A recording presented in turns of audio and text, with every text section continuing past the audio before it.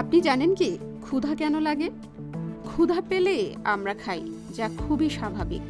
কিন্তু কখন ক্ষুধা লাগবে আর কখন মনে হবে পেট ভরে গেছে, সেটা আসলে ঠিক করে শরীরের ভেতরের কিছু হরমোন। পেট খালি থাকলে পাকস্থলী থেকে বের হয় ঘ্রেলিন নামক হাঙ্গার হরমোন। ঘ্রেলিন মস্তিষ্ককে জানায় এখন তোমার খাওয়ার সময়। অন্যদিকে লেপটিনকে বলা হয় তৃপ্তির হরমোন।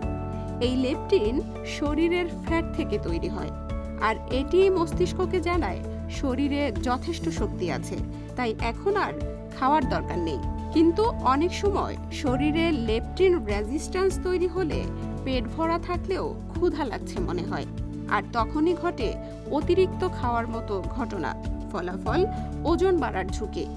তাই শুধু নিজের ইচ্ছাতেই নয়, হরমোনের ইচ্ছাতেও কখনো কখনো খেতে হয়, কারণ এরাই ঠিক করে আমাদের ক্ষুধা।